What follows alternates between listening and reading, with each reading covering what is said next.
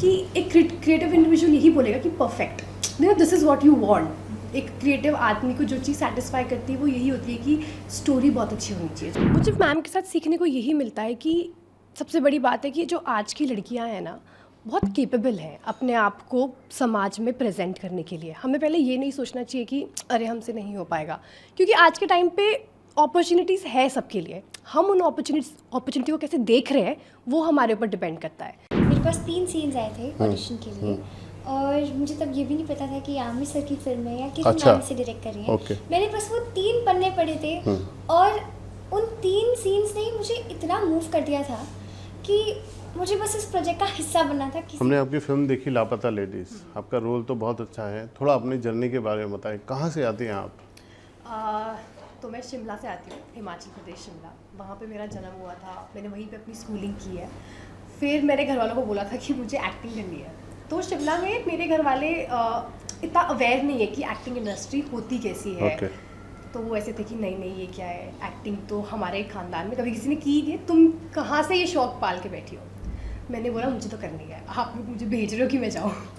तो मेरे घर वाले थोड़े स्केप्टिकल थे कि करना अलाउ करना चाहिए कि नहीं करना चाहिए। बच्ची को शौक़ तो है पर पता भी नहीं है, कोई मेरे फैमिली से कभी कोई मुंबई भी नहीं आया था। तो मैंने कॉलेज में एडमिशन ली। मैंने बोला मेरा कॉलेज मुंबई में है, अब तो मैं जा रही हूँ, अब तो आप लोग मुझे रोक भी नहीं सकते हो। तो मैंने मुंबई से कॉलेज किया। कॉलेज तो मैं बिल्कुल भी नहीं गई क्योंकि मैं ऑडिशंस ही देती रहती थी उस वक्त। तो मैं ऑडिशंस दे रही हूँ और ऐसे करके मुझे काम मिलता गया। फिर मुझे इस फिल्म का ऑफ़र आया था, तो मैंने इसका ऑडिशन दिया था। मैंने कहा आमिर खान प्रोडक्शन से एक फ़िल्म आ रही है, इसका ऑडिशन तो देना ही है, क्योंकि AKP ही एक ऐसी प्रोडक्शन हाउस है जो नए बच्चों को लॉन्च कर रहा है, जो नए यूथ को अपॉर्चुनिटी दे रहा है, हम जैसे लोगों को एक प्लेटफॉर्म मिल रहा है। तो मैंने जब स्क्रिप्ट आई, मुझे 4 पन्ने की स्क्रिप्ट आई थी, तो मैंने सबसे पहले देखा कि जो आसान वाला है वो बाद में रिहर्स करूँगी, जो मुश्किल वाला है वो पहले करती हूँ। और जैसे ही मैंने मुश्किल वाला सीन पढ़ा, मैं उस सीन से इतना कनेक्ट कर गई क्योंकि वो मेरी लाइफ की स्टोरी भी कुछ उसी तरीके से बताता है। और मैंने बोला मुझे ही करना है, चाहे कुछ भी हो जाए, आई वॉन्ट दिस रोल। फिर लेटर ऑन मुझे कॉल आया कि आपको सिलेक्ट कर दिया गया है। तो बहुत ही अच्छी फीलिंग रही है अभी तक, जितना भी मैंने लाइफ में यहाँ तक पहुँचने की मेरी जर्नी रही है वो बहुत ही खूबसूरत रही है। तो फिल्म की स्क्रिप्ट ने आपको अट्रैक्ट किया या सिर्फ आमिर खान प्रोडक्शन से ये कॉल था इसके लिए अट्रैक्ट किया? मेरे लिए तो पर्सनली हर चीज़ ही ऐसे बहुत बड़ी है। आमिर खान प्रोडक्शंस, ऊपर से जो स्क्रिप्ट भी इतनी अच्छी है, तो वो होता है ना प्लस प्लस प्लस, हर चीज़ को टिक मार्क हो गया था। मुझे ये भी फील नहीं हुआ कि भले प्रोडक्शन हाउस तो इतना बड़ा है, it's Aamir Khan production house, पर स्क्रिप्ट में वो दम नहीं है।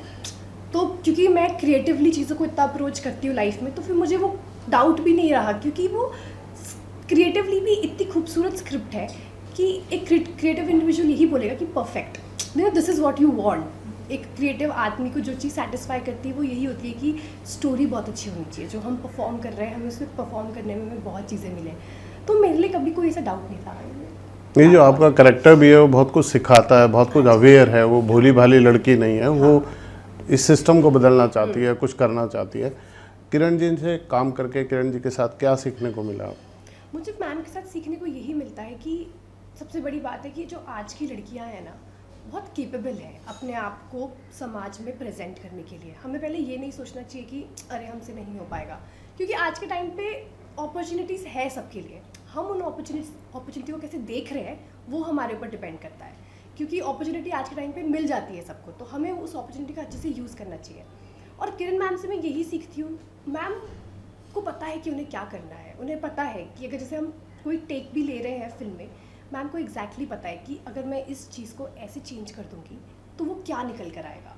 तो मैम की ये बहुत अच्छी बात है। और मैम बहुत आर्टिस्टिक है।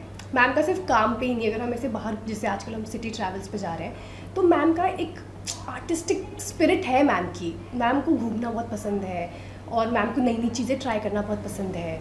तो मुझे ये चीज़ें मैम की बहुत अच्छी लगती है। अभी रिसेंटली आप उस गांव में भी गए थे जहाँ आप लोगों ने शूट किया, कैसा एक्सपीरियंस रहा? लोगों ने मिला, आप तो फिल्म देख रहे होंगे लोग। एक्चुअली होता है, ये बात अभी मैं कर रही थी, तो ऐसा लगता है कि 2 साल की पूरी साइकिल ख़त्म हो गई है। हम जब स्टार्टिंग में गए थे तो एकदम ऐसे डरे हुए होते थे, वहाँ देखते थे कि कुछ बोल ना दे हमें, क्योंकि हम नए आए हुए हैं, हम भी एकदम बहुत कॉशियस है। लेकिन जब अभी हम गए थे वापस, सब हमें इतना प्यार से वेलकम कर रहे थे। जहाँ हमने सीन शूट किया था, हमने वो सारी जगहें देखी, और ऐसे मेमोरी ताज़ा हो गई, क्योंकि वहाँ पे एक टाइम पे हम एकदम टोस पे एकदम मेहनत कर रहे थे कि हाँ ये सीन ऐसे करना है, एक समझ थी। अब ऐसा लग रहा था कि उस पूरे सीन को हम दूर से देख रहे हैं, ऑडियंस की तरह देख रहे थे, तो बहुत ही अच्छा लगा। वहाँ के लोग बहुत प्यारे हैं। आमिर खान साहब से कुछ टिप्स मिले आपको? सर से ये टिप्स मिले, ऑफ कोर्स सर से हम ये टिप्स लेते रहते हैं कि सर अब आगे लाइफ में कैसे प्रोसीड करना है। एंड सर का हमेशा ये होता है कि जो भी तुम करोगे काम, बी वेरी श्योर कि तुम you satisfied of what you doing, कुछ भी मत कर लेना। एंड आमिर खान सर से जब हम ऐसे बात भी करते हैं ना उनके साथ, तो उनसे भी बहुत कुछ सीखने को मिलता है। उनकी हर एक लाइन में एक टीचिंग है। तो हम काम की तो चलो बात करते ही हैं, पर काम को छोड़ के जो हम ऐसी बातचीत कर रहे हैं उसमें भी बहुत कुछ सीखने को मिलता है। मैंने जब दंगल देखी थी, एक्चुअली मुझे उस वक्त मेरे अंदर वो एक्टिंग का पैशन जाग गया था, तो मैं थिएटर में अपने दोस्तों के साथ दंगल देखने गई थी। और मैंने दंगल में जो आमिर सर की ट्रांसफॉर्मेशन देखी थी, वो बहुत कमेंडेबल ट्रांसफॉर्मेशन थी। और मैं वही सोच के इतनी हैरान हो गई थी, मैंने कहा इन्होंने ये किया कैसे? इन्होंने पहले इतना वेट गेन किया और फिर इतनी अच्छी बॉडी बना दी, ये क्या था? अब जब हम इस बारे में बात करते हैं तो सर बताते हैं कि it's all in your mind. तो हमारा माइंड इतना पावरफुल है ना कि हमारी फिजिकल बॉडी कुछ भी नहीं है उसके सामने। इट्स आवर माइंड जो हमारी पूरी बॉडी को कंट्रोल करता है। अगर तुम मेंटली स्ट्रॉन्ग हो, you can achieve anything what you want in life. तो आई थिंक मैं आमिर सर से ये बात बहुत सीखती हूँ अच्छे से। अब तो आपके बहुत इंटरव्यू भी छप गए हैं, मीडिया में भी रिपोर्ट्स आ गई, अब क्या रिएक्शन है घर वालों का? आप हाँ? घर वाले मेरे काफ़ी खुश हैं। इनफैक्ट पूरे शिमला में ये बात काफ़ी लोगों को पता चल गई है। तो सब लोग यही बोलते हैं कि हम काफ़ी प्राउड है आपसे। तो मुझे अच्छा लगता है ये सुन के, क्योंकि मैं एक्चुअली में एक वॉइस बनना चाहती हूँ हिमाचल प्रदेश के लिए। क्योंकि जहाँ से मैं आती हूँ वहाँ पे अभी भी ऐसी बहुत लड़कियाँ हैं जो शायद ऐसा कुछ करने से पहले 100 बार सोचती है, या फिर फैमिली सपोर्ट नहीं करती है। पर ऐसा होता है ना, जब तुम्हारे सराउंड से कोई एक बार निकलता है तो तुम भी सोचते हो कि हम भी कर सकते हैं। तो अगर मैं ये छोटी सी वॉइस भी आगे पास ऑन कर सकती हूँ, तो आई थिंक मेरे लिए काफ़ी बड़ी बात होती है। और आपने फिल्म देखी, आप अपने रोल से कितनी सेटिस्फाई है आपको? मैंने ये फिल्म देखी, तो जब मैंने पहली बार ये फिल्म देखी उस वक्त तो हम सारे आर्टिस्ट इतने क्रिटिकल होकर फिल्म देख रहे हैं कि ये क्या है, अरे यार ये क्यों है। पर जब हम भोपाल गए थे, भोपाल में स्क्रीनिंग ली, वो मैंने सेकेंड टाइम फिल्म देखी, तो मैंने ऑडियंस की तरह वो फिल्म देखी। और by the end of the film मैं खुद इतना रो रही हूँ, स्पर्श रो रहा है, नितांशी रो रही है, और हम तीनों एक दूसरे को हग करके सिर्फ रो रहे हैं, क्योंकि अब जो प्रोडक्ट हमारे सामने आ गया है वो आ गया है, हम उसका क्या ही चेंज कर सकते हैं। It's better to have a positive mindset और लाइफ में आगे बढ़ना चाहिए। पर हम उस दिन एक्चुअली बहुत टच थे। फिर शाम को आमिर सर ने पूछा तुम्हें फिल्म कैसी लगी है, मैंने कहा सर बहुत अच्छी है। चलिए, बहुत बहुत शुभकामनाएं, हमसे बात करने के लिए शुक्रिया। Thank you. तो सर मैंने एक वेब शो किया था, तो उस वेब शो में लॉकडाउन के चलते आमिर सर को टाइम मिला कि उन्होंने वो वेब शो देखा। कौन सा? जामतारा। तो आमिर सर ने जब वहाँ पे मुझे देखा तो उनका एक कॉल आया, उन्हें मेरा काम काफ़ी पसंद आया था। तो उन्हें शायद ये जहन में कहीं रहा होगा कि यार इस लड़के को इसके ऑडिशन के लिए बुला सकते हैं लापता लेडीज़ के। तो ऐसे मुझे इसका ऑडिशन देने का मौका मिला। फिर तो प्रोसेस जो था काफ़ी ऑर्गेनिक था। मैंने ऑडिशन दिया एंड देन एक ऑफिस में आके फिर से एक और ऑडिशन दिया और तब जाके मेरा सिलेक्शन हुआ। तो आपका रिएक्शन क्या था जिस शहर से आप अभी आपने बताया आप यूपी से हैं, आगरा से है, और आमिर खान का कॉल आ जाना तो अच्छे के होश उड़ जाते हैं। क्या फर्स्ट रिएक्शन क्या था आपका? सर मुझे ऐसा लगता था कि कभी भी किसी भी बड़े स्टार का मुझे अगर कॉल आएगा या मैं उनसे मिलूँगा तो मैं सक पकाऊँगा नहीं। बट जिस दिन उनका कॉल आया और मैंने वीडियो कॉल पे उनको कैमरे के उस तरफ देखा तो मैं सच में हिल गया। तो मेरी सांसें ऊपर नीचे थी और मैं लिटरली शिवर कर रहा था। तो मैंने बहुत कुछ फालतू चीज़ें भी बड़बड़ा दी, सर मैं डर रहा हूँ, नर्वस हो रहा हूँ, बट उन्होंने काफ़ी कंफर्ट किया। पर यस, वो एक होता है जब आप किसी स्टार के सामने होते हो, रूबरू होते हो, तो आप थोड़े सक पका जाते हो। और जब आपने स्क्रिप्ट पढ़ी, क्या किस चीज़ ने आपको सबसे ज़्यादा अट्रैक्ट किया इस फिल्म को करने के लिए? सर आई थिंक पहले तो पूरी स्क्रिप्ट ने ही मुझे बहुत अट्रैक्ट किया। पर अगर मैं आपको शुरुआत से बताऊं तो मैंने सिर्फ ऑडिशन के 4 पन्ने पढ़े थे जिनको मुझे प्रिपेयर करके भेजना था आगे। तो उन 4 पन्नों पे जो लिखा हुआ था उसने मुझे काफ़ी ट्रिगर कर दिया कि ये 4 पन्ने इतने अच्छे तो पूरी स्क्रिप्ट कितनी अच्छी होगी। और फिर उसके बाद जिस तरह का मैसेज ये फिल्म दे रही है वो भी बहुत बड़ा है कि लड़कियों को प्रोत्साहन दें, लड़कियां खुद को कैसे ढूंढें, खुद ना खो जाएं खुद ही में। और एक और बहुत अच्छा मैसेज था जो दीपक, जो मेरा कैरेक्टर है, वो कहता है इस फिल्म में कि जो आदमी है वो अपनी फीलिंग्स को एक्सप्रेस कर सकता है। जैसे हम काफ़ी दफ़ा अपनी फीलिंग्स को दबा लेते हैं ना, तो ये सब कलेक्टिवली मुझे बहुत सपोर्ट किया और फिर मैंने मना करने का कोई ऑप्शन ही नहीं था। और Kiran Rao ma'am is directing, तो व्हाई नॉट। क्या किरण जी से काम करके क्या सीखने को मिला आपको? क्या सर आपकी एक्टिंग में क्या और इजाफा हुआ? आई थिंक किरण मैम के साथ काम करने का एक सबसे अच्छा फ़ायदा है क्योंकि मैंने पहली दफ़ा एक फ़ीमेल डायरेक्टर के साथ काम किया था। तो जब आप एक फ़ीमेल डायरेक्टर के साथ काम करते हो ना, तो आपके अंदर कितना कुछ छुपा हुआ है ना, आपके इमोशंस, आपकी फीलिंग्स वो बाहर आती हैं।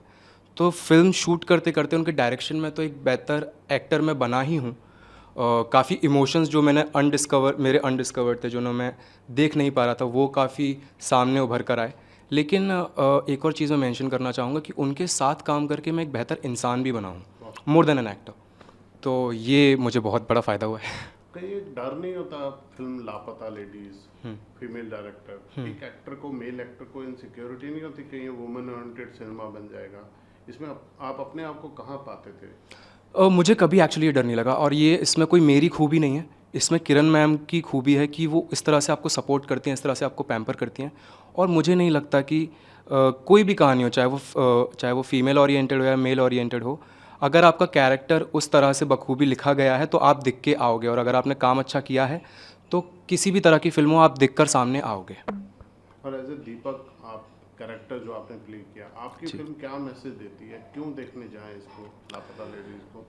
तो इस फिल्म के 3 जो मेन किरदार हैं, दीपक, फूल और पुष्पा रानी, इन तीनों की तरफ से ही एक मैसेज चाहता है।